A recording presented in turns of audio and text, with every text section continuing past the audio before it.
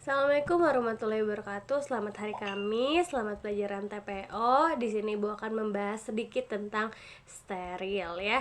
Kenapa kita harus belajar steril? Karena kita harus mengetahui tentang sterilisasi, teknik dan prosedur pembuatan sediaan farmasi yang steril sesuai dengan CPOB.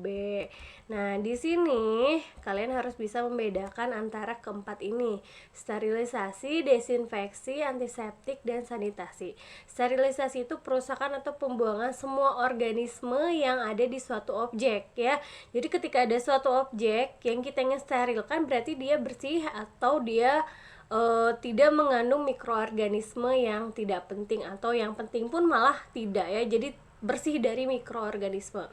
Desinfeksi itu pembunuhan penghambatan organisme, mikroorganisme pada suatu objek yang mati. Contohnya lantai. Tahu kan desinfeksi itu contohnya pembersih lantai, pembersih toilet. Dia membunuh mikroorganisme semuanya pada benda-benda yang mati. Kalau antiseptik itu adalah pencegahan infeksi mikroorganisme pada jaringan hidup. Antiseptik contohnya yang sering kita pakai hand sanitizer, itu antiseptik untuk jaringan yang hidup, yaitu tangan kita gitu ya. Jadi antiseptik sama desinfeksi udah tahu bedanya apa. Kalau desinfeksi pada jaringan yang mati atau benda yang mati, antiseptik pada jaringan yang hidup ya. Sama-sama mereka berdua menghambat mikroorganisme atau membunuh mikroorganisme. Sanitasi adalah pengurangan populasi mikroba yang hingga batasnya aman. Jadi itu adalah usaha atau upaya kita untuk menghindarkan suatu keadaan supaya steril atau hampir steril ya, sesuai dengan ketentuan standar kesehatan. Ini kondisi yang mempengaruhi aktivitas agen mikrobakterial, dibaca saja. Selanjutnya ini tujuan sterilisasi, mencegah terjadi infeksi sekunder. Karena apa?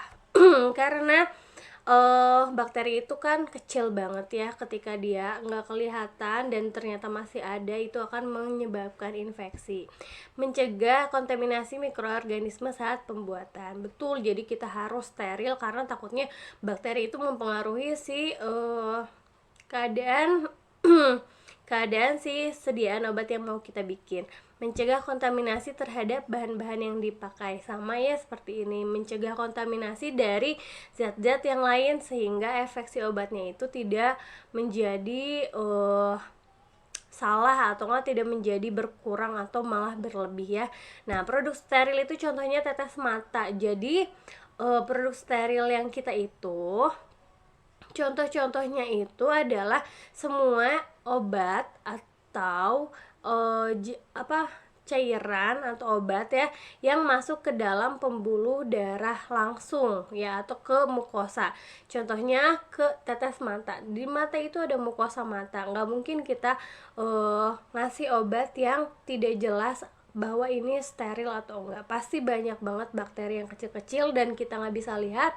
Itu ditetesin ke mata, mata adalah jaringan terbuka, itu benar-benar sangat rentan ya.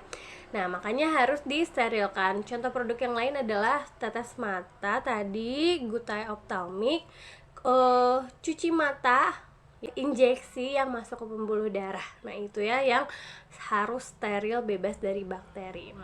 Cara sterilisasi ya, ini menurut Pharmacopeia. Yang pertama ada cara A, B, C, D, dan cara aseptis ya. Ini dibaca aja. Yang aseptis itu yang tidak ada yang ini, tidak ada penjelasan, adalah cara gimana upaya kita untuk membuat suatu lingkungan kita menjadi steril ya. Contohnya itu meja kerja kita disemprotin pakai alkohol. Itu kan salah satu upaya untuk membuat steril ya suatu lingkungan yang terdekat, yang tempat kerja kita aja misalnya. Nah, ini sterilisasi yang ini juga, ini udah udah dijelaskan. Ada yang metode sterilisasi, ada yang menggunakan kimia, radiasi, fisika, mekanik. Kalau kimia itu menggunakan zat tambahan, yaitu antibiotik, fenol ya, etil alkohol, formaldehid, alkohol ya. Kalau radiasi menggunakan sinar, fisika itu menggunakan suatu yang panas ya, bisa basah dan kering. Kalau basah itu autoclave, kalau kering itu oven. Mekanik itu dengan filtrasi, berarti ada saringan ya. Mekanik itu berarti fisik ya, lebih ke fisiknya. Nah, pemilihan cara sterilisasi bisa karena pertama stabilitas, dilihat dari stabilitas si zatnya, apakah dia tahan panas atau tidak tahan panas. Kalau yang tahan panas ya udah berarti kita nggak pakai metode yang panas ya, kita cari metode yang lain gitu. Kalau misalnya dia tidak tahan panas, berarti dia harus pakai yang panas supaya mati gitu si bakterinya. Efektivitas waktunya, biayanya, dan ini itu sesuai nggak sama apa, udah efektivitas itu kesesuaian antara waktu dan biaya. Waktunya sebentar, biayanya tinggi, oke nggak nih buat produk ini ya. Jadi itu dilihat dari efektivitasnya dan efisien waktunya ya. Efektivitasnya dari seberapa banyak si bakteri yang matinya, atau bagus nggak nih buat metode ini atau enggak. Itu pokoknya pemilihan cara sterilisasi. Ini ada sterilisasi alat dibagi menjadi dua, ada yang basah dan kering. Kalau yang basah itu menggunakan autoclave nih, alatnya seperti ini, dia seperti apa sih namanya?